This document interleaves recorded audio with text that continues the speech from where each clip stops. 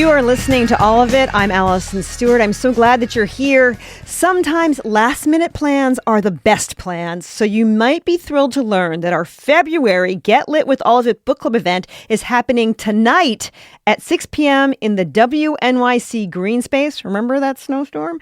Author Angela Flournoy will join us to discuss her novel, The Wilderness. Tickets are free, and there are a few left, so grab them now. Head to wnyc.org/getlit to reserve yours. That's wnyc.org/getlit.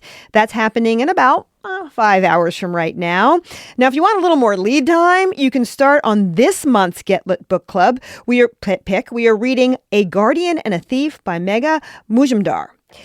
I will be in conversation with Megha on Tuesday, March 24th at 6 p.m. at the Stavros Niarchos Foundation Library. Tickets are free to that event, but seats are first come, first serve. Head to wnyc.org/getlit to reserve your tickets and learn how you can read an e-copy of the book from our partners at the New York Public Library. Speaking of the library, let's get this hour started. A new exhibit at the New York Public Library explores the long history of illusionists in the city. It's called Mystery and Wonder, a legacy of Golden Age magicians in New York City.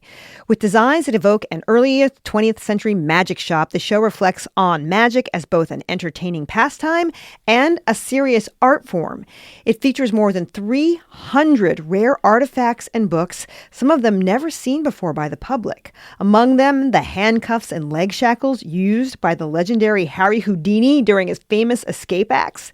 The exhibition also includes books on magic dating back to the 18th century, more than 40 magicians' wands, and 48 original lithographic posters promoting performances. Mystery and Wonder is on display at the Library for the Performing Arts at 40 Lincoln Center Plaza through Saturday, July 11th. Assistant Curator Anne-Marie Van Russell joins me to discuss. Hi, Anne-Marie. Hi. So the exhibit reflects the golden age of magic. When was that?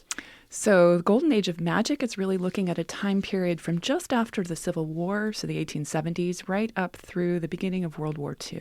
So it's a good 60-odd years of just incredible creativity in the magic world. Yeah, what caused this surge in interest during this time? Well, there were always magicians. There have been magicians since time immemorial. But during the 19th century, we start to see magicians becoming more professional. There was a very important magician in Paris that we could talk about. And there was a lot of surge in literature, and the magicians here in New York City were just really emblematic of a time when there was just incredible creativity and innovation in magic as a performing art. So tell me about the musician from Paris. So the magician from Paris, a man named Robert Houdin. Some of you might pick up that his last name was an inspiration for a young immigrant to New York City named Eric Weiss. Eric Weiss got his hands on a copy of one of Houdin's books in translation in English and realized that the world of magic might be open to him, and he indeed took on the stage name Harry Houdini. The rest is history. Why did magicians from all over the world come to New York? Well, New York City has always been a mecca for the performing arts. So not just magic, but certainly dance, music, theater. New York City was a place where all of the things and the people that you needed to put on a show were plentiful. So not just the theaters, so small theaters down in the Bowery, way up to enormous theaters on Broadway, but you also had the set designers, the costume designers, the musicians, the stage managers, the tour agents. One of the things that's wonderful about this period is that magicians are not just flourishing in New York City, but they are traveling, touring all over the United States and internationally. Those stories are just wildly fun. Many Jewish performers found success as magicians. What attracted Jewish immigrants to the profession? Well, that's a complicated answer. Yeah. I will say just generally, in the performing arts, there are many, many examples of Jewish people finding tremendous success. Communities of practice, communities of support were very, very important. One of the other things that I certainly could say about magic during this time period is that you didn't necessarily have to speak English fluently to be a really compelling dramatic performer. I see. A lot of magicians actually performed silently. So at this time period, most magicians were performing to live music if they were of any renown. And so you could put on a really dramatic, exciting, exhilarating show without necessarily having to say a word. And that opened up doors to a lot of immigrants who were maybe not comfortable speaking fluent English. My guess is Anne-Marie Van Russell. Did I say that correctly? Van Russel. Van Russel. Anne-Marie Van Russel. She is an assistant curator at NYPL's Library for the Performing Arts. The exhibit is called Mystery and Wonder, A Legacy of Golden Age Magicians in New York City. It will be on display at the Library for Performing Arts through Saturday, July 11th. What kind of places did magicians perform in? Oh, all kinds of places. So the exhibit looks briefly at sort of the early years of magic. In the early 1800s, for instance, magic was happening in pubs and at street fairs, not at all the kind of sophisticated theatrical magic that we really think of during the Golden Age. So here in New York City, magicians like Houdini, for instance, could get their start on Coney Island or in the dime museums down in the Bowery, these kind of slightly seedy theaters. And as they progressed in their career, they could work all the way up to, as I said, theaters on Broadway. Was it a competitive field? Very much so. Magicians, as you can imagine, are always guarding the secrets to their acts and to their knowledge. So there were lots and lots of stories about magicians stealing tricks from one another. Lots of stories about that. Certainly magicians innovating, adapting, remixing illusions that they had seen or that their mentors had passed down to them. It was very competitive. But one of the things that really comes out of the Golden Age is also a sense of community and fraternity. So that's kind of the other side of this story. There was competition, but during this time, there was also a moment when magicians started to realize there was strength in numbers. Who would go to magic shows? Oh, almost anyone. During, at the end of the 19th century, we're seeing a time when people have more money to spend on entertainment and more free time even. So you'll get families. There were certainly magicians who were catering to families and children. There were also magicians who were very much sought after by the elite, by royalty. Magicians during this time were also doing very elegant full evening shows. So it would be something that you would go to in a very, a sophisticated adult sense as well. There was a magician for everyone. There's all kinds of magic that we're talking about, though. We're using magicians as sort of an over term. Can you tell us the different kinds of magicians? Were there like illusionists, mentalists? Sure. Tell me about all the different kinds. Yeah, that's really one of the fun things to explore in this exhibition. There are magicians who specialized in what we call escapology, and of course, Harry Houdini is the greatest one in that genre. That's such a good word, escapology. There are magicians who did sort of more traditional full stage shows, so they would do illusions and substitutions where one thing becomes something else, transformations, disappearances, vanishes, a lot of card manipulation, coin manipulation. There was a very important genre of magic, especially during the Golden Age, which was called mentalism or second sight. That's a form of magic that we still certainly see performed today. But that was an especially important genre of magic for husband and wife teams or duos. And throughout this exhibition, one of the things that's very important for me is to really reveal the incredible contributions of women during the Golden Age of magic. And you see in a number of ways women with their husbands performing these second sight, these mentalist acts, reaching tremendous levels of success. Audiences really ate it up. My guest is Anne-Marie Van Russel. We are talking about an exhibit at the New York Public Library. It shares rare items, books, and artifacts from 20th century magicians. It's called Mystery and Wonder, A Legacy of Golden Age Magicians in New York City. How did magicians play upon the spirits, the afterworld? Yeah, so spiritualism is very much a thread that's woven through the story of the threads of fabric of this exhibition. Spiritualism is kind of a quasi-religious movement that arose in upstate New York. It's kind of a New York phenomenon, and it has to do with this idea that you could communicate with the dead from the afterlife through mediums and seances. Magicians realized this was ripe fodder for their acts. So there is a long history, a thread of spiritualism as a performance from magicians. There were also many, many magicians who worked very hard to expose mediums that they thought were fraudulent.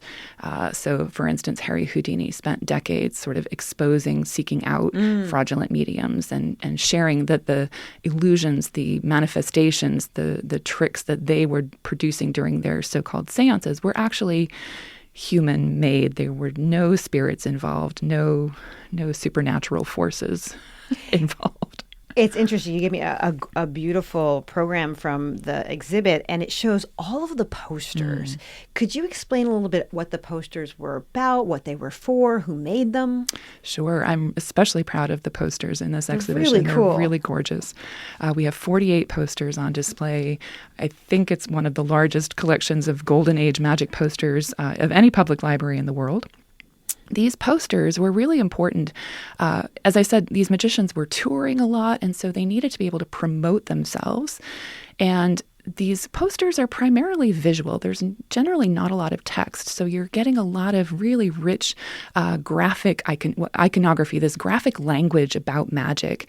These posters would be put up as magicians were traveling from city to city, would be put up outside the theaters, on fences. Any flat surface a magician and their troupe could find would put up these posters to really attract the audience, to incentivize them to come buy a ticket and see the show and help the magician make money. This was a performing art. They had to earn a living. It's interesting that you said there was a community that sort of developed around this. Was it a community around the magicians themselves? Did they talk to each other? Or, as we said earlier, they were competitive, but at the same time, they had to talk and gossip and carry on. They did. And the exhibition actually begins with the collection of a man named Dr. Sarum Ellison. Now, ironically, Ellison was not a magician himself. He was a doctor, but he was what we would call today a super fan of magic. Oh, I looked him up. Yeah. He was a super fan. He was. And he built this extraordinary library about magic. But I also say he collected not just books, but he collected friends and he collected magicians in a sense. He built this enormous sort of Rolodex of every major, even minor magician living here in New York City, traveling through New York City. And this extraordinary social network that he built up, he, along with several other people, realized there was a critical mass of practicing professional magicians, interested amateurs, aficionados. And in fact, in 1902, Ellison and two other men formed something called the Society of American Magicians. This is a monumental moment in the golden age, thinking about magic becoming a professional mainstream performing art. So the Society of American Magicians, as you were asking, is really how magicians got to hang out together and share ideas. There was always, this underlying competitive nature that never really goes away. Yeah. The society, I should say, is still alive and well flourishing today. The legacy of Ellison, the founding of SAM, is really an important one. But the SAM was a moment where magicians could really start to learn about expand their own craft, learn about what was happening not just in the United States, but overseas. They would perform for each other. A very important local hangout for them was a place called Martinka's, a magic shop on 6th Avenue, just south of 30th Street. That Martinka's was not just the place where you could buy the books and the tricks and the apparatus for your show in the Golden Age, but you could also meet mentors, you could hang out, you could absolutely gossip, you could just kind of socialize with your compeers. Members of the SAM are called compeers. I'm interested in Dr. Ellison. How was he perceived as an outsider? You said he wasn't a magician. I jokingly call him Switzerland. My theory is that because he was not a magician, but incredibly versed in the art of magic, knew how to speak the language to other magicians, they didn't find him that he wasn't competing against them at all. He was sort of the hub of this circle of magic, and was genial, convivial, just somebody that they really wanted to get to know. There's long there are many, many letters in our collection documenting all of these relationships, again, with every major and minor magician in the world at that time. He also collected very rare items. What are some of the items that we might see? I love his collection. He was very rigorous in his collection. He was interested in the foundational literature of magic. So on display, for instance, you'll see some very important English books on magic from the 1700s. There's a very special copy of the first book on magic written and published in the United States, and that's called The Expositor. It was published in Boston in 1805. We have Ellison's copy of The Expositor on view. He was also very interested in collecting contemporary literature. So one of the other really important books that I have on display in what I call the Ellison Room is his copy of a book called Modern Magic, which was first published in 1876 by a British amateur magician and author. And that book, Modern Magic, was the catalyst in many ways for the Golden Age because it introduced the idea of magic as a stage art. It told you not just how to do tricks, but it guided the reader in how to dress, how to speak, how to shape a performance. It was just so radically influential. It remained in print for years and years and years. It's still read today. Oh, that's so interesting. I have to ask you about Houdini's handcuffs. Yes. They're in the show. They are. What made him so special at the time? One of the things that we always say about Houdini is that he was absolutely an incredibly talented performer, escapologist, but he was also just insanely talented at self-promotion. He just had a knack for putting himself out there, not just on the stage, but as an author, as a lecturer, as with this effort to expose fraudulent mediums. He was just active in so many different realms. We know him today because of that knack for self-promotion. What's interesting to you, or a detail about the Houdini's handcuffs and shackles that the audience somebody comes good to the library can see? What is an interesting detail about that you want them to pay attention to? Well, for instance, we have two shackles that are called king breaker shackles. One of them, that's right. One of them is a shackle that would have been used in a normal police station. The other one is what we call gimmicked, which means that it's been slightly altered. I won't say more than that. So Houdini was famous for issuing these challenges where people could come up on stage or imitators could attempt to escape from these shackles. And Houdini always managed to have them in gimmicked handcuffs or to some way make it impossible for them to actually escape. He would offer hundreds, thousands of dollars for anybody who could be successful, and he never had to pay out. So the king breaker handcuffs are pretty cool. When you think about this exhibit and people coming to see it, how does the legacy of these magicians live on in performers today? That's a great question. One of the things that I'd like to point out to visitors in the exhibition is that many of the illusions that we see in magic shows today, many of them have their roots during the Golden Age. So levitations, if you go to a magic show today, chances are you're going to see somebody do a levitation. That comes from the Golden Age. Sawing a woman in half, in the 21st century, that's not a great look for magicians, but sawing a woman anyway. But that trick, that illusion, really comes from two places, a British magician and then an American Jewish magician named Horace Golden. They were sort of coming to this illusion more or less simultaneously, early 1920s. And Horace Golden invents this sawing a woman in half illusion. And that has certainly been adapted, remixed, evolved, and it's very much part of a repertoire today. I've been talking to New York Public Library Assistant Curator Anne-Marie Van Rossel about The Mystery and Wonder, a legacy of Golden Age magicians in New York City. It is on display at the Library for the Performing Arts at 40 Lincoln Center Plaza through Saturday, July 11th. Thank you so much for coming by. Thank you so much for having me.